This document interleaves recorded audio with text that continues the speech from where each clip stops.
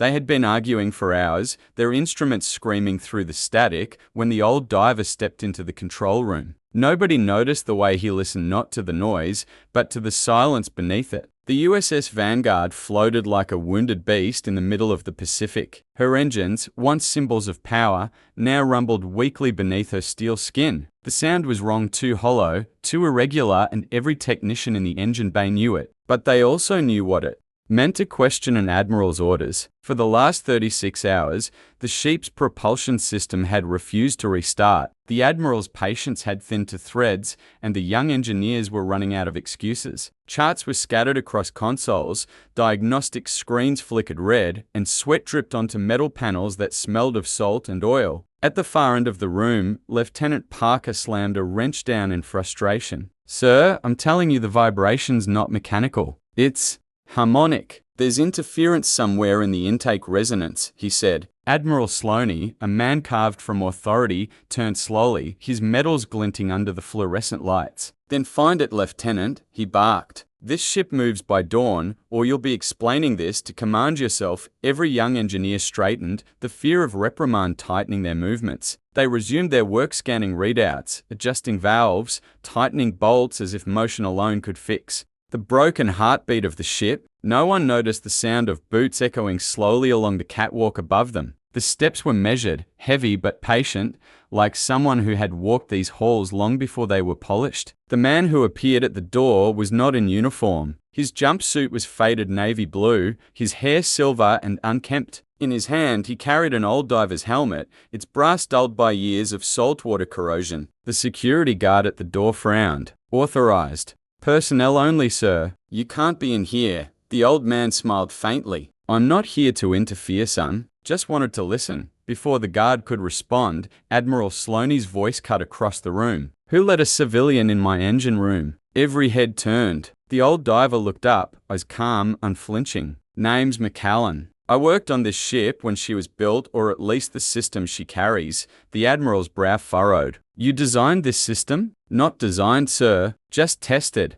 it from below." He tapped the side of the brass helmet. From the cold side of the hull, laughter rippled quietly among the younger crew, not cruel, but dismissive. To them, this was just another salty old man spinning sea stories. But one of the senior technicians, Chief Morales, stopped laughing first. He looked at the man again, squinting. "Wait, McAllen, as in Project Deepwake McAllen?" The Admiral turned sharply. "Project what?" Morales swallowed. "That was a classified acoustic test program back in the 80s. They said the team didn't make it out alive." The room fell silent. Even the constant hum of failing machinery seemed to hold its breath. McAllen set the helmet gently on the nearest table and crouched beside a vented grate. He closed his eyes, placing a weathered palm against the steel. For several seconds, he didn't move. The only sound was the steady rhythm of the ocean outside, pressing against the hull like a heartbeat. Then he spoke quietly. "You're not listening to the engine, Admiral. You're listening to the echo of the ocean through a broken intake baffle. The sea's talking back, and she's saying one of your bulkheads is cracked."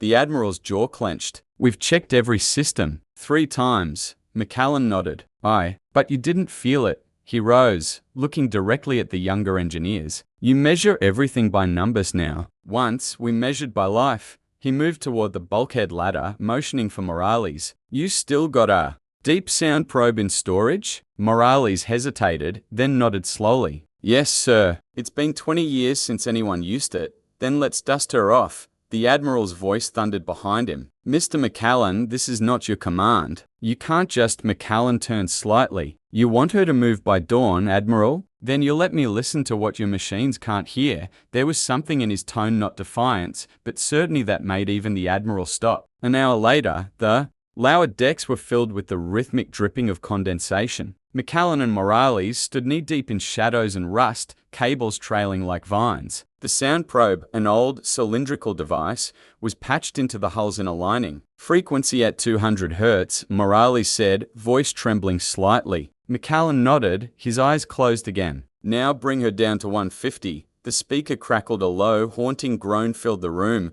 like a whale's cry buried under metal. Then, faintly beneath it, came another sound. A pulse, slow, uneven. "There," McAllen whispered. "That's not an engine. That's water in the intake. He climbed the ladder and knocked on the pipe with a wrench. The sound was hollow, then changed halfway up. You see, cavity inside the hull. Air pocket. Your intake valve didn't fail, it's breathing. Morales frowned. Breathing? McCallan turned, eyes narrowing. When a ship starts to breathe, Chief, she's dying. The Admiral, who had come down silently behind them, stared at the instruments. So you're saying the hull's cracked beneath the secondary layer? Impossible. We'd be taking on water. You are, McCallan said simply. Just not where you're looking. She's bleeding from the ribs, not the heart. There was silence. Only the pulse of the ocean through steel remained. Then a young ensign ran in, holding a tablet. Sir, we've got movement pressure rising in the ballast chambers. McCallan didn't even turn. Open the lower purge valves. Slowly. Let her exhale before she collapses. The Admiral hesitated and then, for the first time in years, gave an order he didn't fully understand. Do it. Valves hissed open, releasing a long, trembling sigh through the corridors. The sound changed, the groaning eased, the vibration steadied. McCallan smiled faintly. There, you hear it now? The Admiral looked at him. Hear what? The quiet, McCallan said. That's how you know she's alive again, but the calm was short-lived.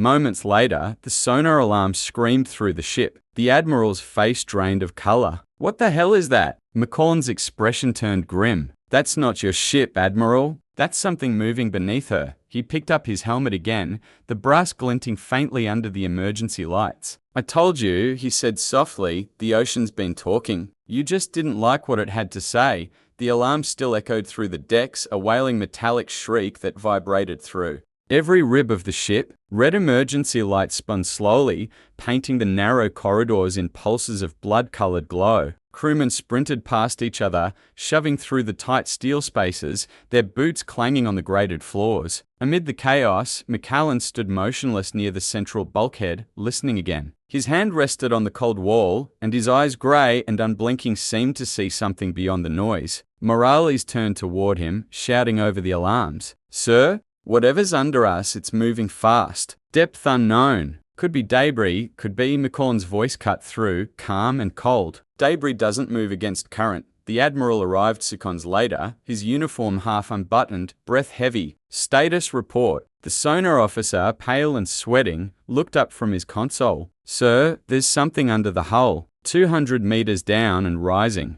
It's emitting a rhythmic pattern, almost like sonar but inverted. McCallan's eyes narrowed. Inverted how? Like it's listening to us, the officer said quietly. For a moment, the room froze. The only sound was the hum of machinery and the distant sigh of the sea. Then the Admiral barked, cut all active sonar, passive only. I don't want to give away our position. Morales whispered, Sir, with respect, we're in the middle of the Pacific. Who are we hiding from? McCallan turned his gaze from the officer to the dark ceiling. Not who, Chief. What? He stepped closer to the sonar screen, eyes scanning the green phosphorescent glow. The blip on the display moved closer, pulsing every few seconds like a heartbeat. I've heard that rhythm before, McCallan muttered. Back when I was under. Deep under. The Admiral folded his arms. You're saying you've heard that pattern before? How? McCallan's expression didn't change. Because I built it. Every head in the control room turned. He continued, his tone almost detached as if he were reciting a confession. Project Deep Wake wasn't just about listening to the ocean. We were teaching it to listen back. Our sonar system didn't just scan, it recorded resonance feedback. The sea doesn't forget, Admiral. It remembers what you make it hear. The Admiral frowned, not understanding. You're saying that thing down there is one of ours? McCallan interrupted softly. Well, what's left of it? Flashback 1986. Darkness. The sound of bubbles. The ocean presses down like a living weight. McCallan's younger hands. Strong, confident, turn a wrench on a massive steel panel. The beam of his diving light cuts through silt and shadow, revealing the hull of a prototype submersible. Letters are faintly visible on the side, DW01 Deep Wake Experimental System. Through the radio crackle, a voice spoke. McCallan, status check. Hull alignment? He adjusted his grip. Alignment steady. Pressure at depth limit. But the sound's wrong, Commander. The resonance is off by a full tone. Off? We're reading nominal up. Here, McCallan paused, listening. No, sir. The sea's echoing back at us. Like it's alive. Just finished the calibration, diver. We're running out of daylight. The voice faded. Macallan exhaled slowly, the bubbles rising past his mask. And then he heard it, a low moan. Not mechanical, not natural. Something between a tremor and a whisper. The steel beneath his gloves vibrated faintly, responding. Then, without warning, the world exploded. The pressure wave slammed him backward, a wall of force ripping through the water. The tether cable snapped, and everything went black. He woke hours later in a decompression chamber, ears bleeding, vision blurred. They told him the system failed, that everyone else was gone, that he was lucky to be alive. But he remembered the sound, that deep, impossible voice of the ocean answering back. Present USS Vanguard, 2025. The sonar room was dead silent now, save for the steady ping. Ping, ping from the depths. Morales spoke softly. You're saying that thing that sounded, it's the prototype from your mission? McCallan's eyes were fixed on the glowing dot. The system was supposed to sync with the ocean floor to detect vibrations through resonance memory. We made the sea a mirror, and now something's looking back through it. The Admiral clenched his fists. Enough riddles, Macallan. You're telling me there's a machine under us? The old diver's gaze didn't waver. Not a machine anymore. The sonar display flickered suddenly. The blip split into 2, then 4, like ripples multiplying. Multiple contacts. The sonar officer shouted, depth varying between 150 and 180. They're circling us. The Admiral's voice thundered. Battle stations. Crewmen sprinted to their posts, alarms screaming again. But Macallan stayed still, closing his eyes for a moment. He whispered under his breath, almost like prayer. Don't wake what's already listening. Morales grabbed his arm. Sir, if these are drones or weapons, we need to deploy countermeasures. Macallan shook his head. You deploy noise, you feed it. The system reacts to vibration, to sound pressure. That's what started this decades ago. He turned to the Admiral. You want to survive? Shut it all down. Engines, sonar, power, everything. The Admiral's jaw tightened. You're asking me to blind my ship in the middle of the Pacific? I'm asking you to make her silent. There was a long pause, the kind that stretches between faith and fear. Then, slowly, the Admiral gave the order. Power down all non-essential systems. Kill sonar. The hum of the engines faded. The lights dimmed to amber. One by one, the ship's mechanical heartbeats ceased. And in that silence, the ocean spoke again.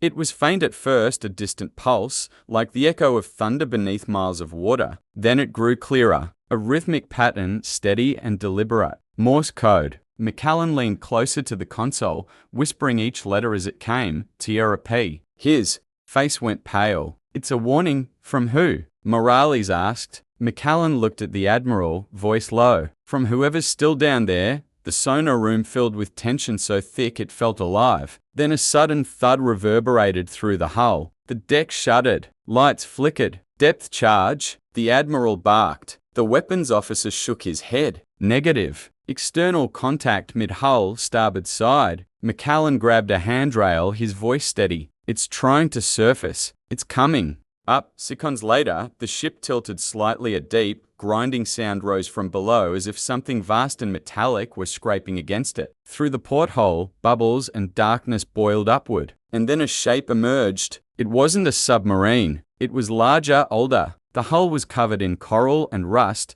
but through the silt, faint letters gleamed. DW01. Macallan whispered, almost to himself. It survived. The Admiral stared in disbelief. You're telling me that's your prototype? That thing's been at the bottom for 40 years? Yes, Macallan said quietly. And it's not empty. Not empty? Macallan's voice trembled for the first time. It's broadcasting because someone's still inside. The room fell into stunned silence. Even the hum of machines seemed afraid to intrude. He looked out the window again, toward the ghostly shape rising beside them. 40 years, he whispered. 40 years, and it never stopped calling. The sea was no longer quiet. The ocean around the USS Vanguard churned with a heavy, unnatural pulse, as though the water itself carried a memory too heavy to hold. The ghostly shape of DW01 floated beside the warship, a half-sunken relic from another time, its hull draped in coral and steel wounds that whispered of 40 years of silence. Macallan stood at the observation deck, rain beating on the glass before him. His reflection looked older than he remembered. Behind him, Admiral Sloaney's voice broke the stillness. How the hell did that thing survive? Macallan didn't answer. His gaze was fixed on the twisted metal giant beneath the waves. Because it wasn't supposed to die, he said softly. We sealed it with something stronger than steel guilt. Sloane frowned. You mean someone survived that disaster? McCallan turned slowly. Not someone. Many. But they were never brought back. They were written off as lost to protect a secret that shouldn't have existed. The Admiral's eyes narrowed. A secret? What kind of secret? McCallan stepped forward, resting his hands on the console. Project Deep Wake wasn't just about sonar. It was a weapon and experimental acoustic deterrent designed to destabilize submarines through resonance. But the ocean fought back. The feedback loop killed everyone inside. Morales, standing nearby, looked horrified. And you survived that? McCallan nodded slowly. By chance. I surfaced before the detonation. They told me to forget. They said the ocean buried it, and that was mercy.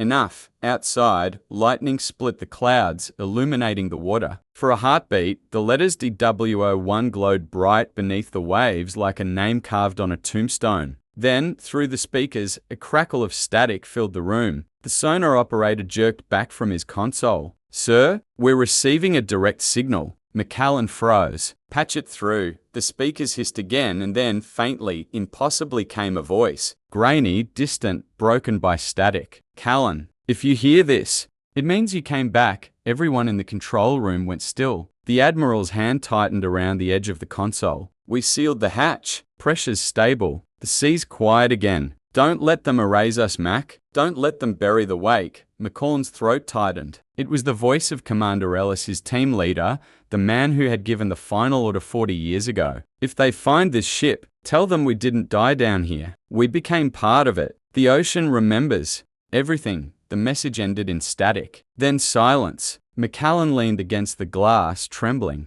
I told them we shouldn't have made the sea listen. I told them. The Admiral turned to him. Can we retrieve them? The bodies? McCallan's eyes were glassy. Bodies? He shook his head slowly. No, Admiral. Not bodies. What's down there isn't human anymore. The pressure, the resonance, it rewrote everything. The sheep's part of the seabed now. Morales whispered. Then what's broadcasting? The signal? McCallan looked at the sonar screen again. The single pulse had become multiple, forming a perfect pattern, one that echoed the heartbeat of the Vanguard itself. It's mirroring us, he said quietly, responding to our systems. Every sound we make, it repeats. The sea's been learning. The Admiral snapped. Learning what? How to be heard, McCallan said simply. That night, the rain grew harder. Floodlights shimmered across the ocean surface, glinting off rusted metal and swarming. Foam. Divers suited up on deck, their helmets gleaming like ghosts under the red light. Admiral Sloane approached McCallan,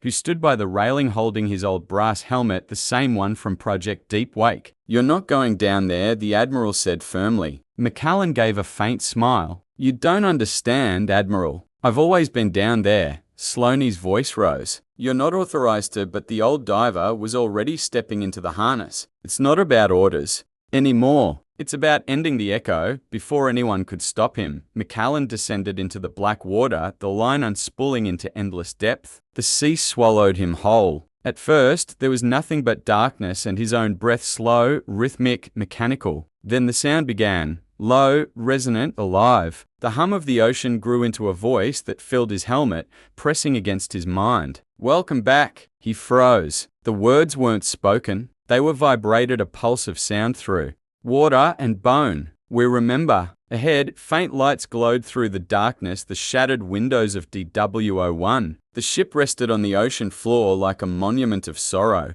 As McCallan approached, he saw movement, not living, not dead, just shifting. The hull flexed, breathing softly. Inside, shadowed shapes floated, tethered to consoles. Helmets cracked, suits torn, but they moved with the current in sync, as if still alive in some impossible way. McCallan's light flickered across the control panel. A single indicator blinked weakly, transmit active. He touched the console, and the sound flared again, a deep, harmonious resonance that vibrated through the water. His chest ached with it. You shouldn't have come back. He smiled faintly. I never left. The ocean keeps what it's owed. McCallan's hands tightened around the lever marked manual override. He took a deep breath. Then it's time to pay the debt. He pulled the lever. A blinding surge of light filled the wreck. The water trembled. Up on the Vanguard, the sonar screens erupted into chaos. "Sir, massive energy spike below. It's triggering feedback." The Admiral shouted, "Macallan, respond." "Macallan." Only static answered. Then, through the static, a calm voice, "Tell them, the sea's quiet now," and the signal vanished. Hours later, the storm passed. The ocean was calm again, glassy and endless. The wreck of DW01 no longer appeared on sonar. Only the faint hum of the current remained. On the Vanguard, the crew stood in silence. Morales approached the Admiral, holding McCorn's brass helmet. It had surfaced alone, dented and cold. "What do we tell command, sir?" he asked quietly. The Admiral looked out over the horizon. "Tell them the system was unstable, that it never should have been built." He paused, then added softly, "And tell them a man listened deeper than any of us ever dared." Weeks later, when the Vanguard returned to port, a small brass plaque appeared near the engine room. No ceremony, no speech, just a name and a line below it. He listened to what others ignored and heard the truth beneath. Sometimes, late at night, when the ship rested quietly at anchor, engineers swore they could still hear faint tapping from the hull. A rhythm, a pulse, almost like Morse code. THRNKS.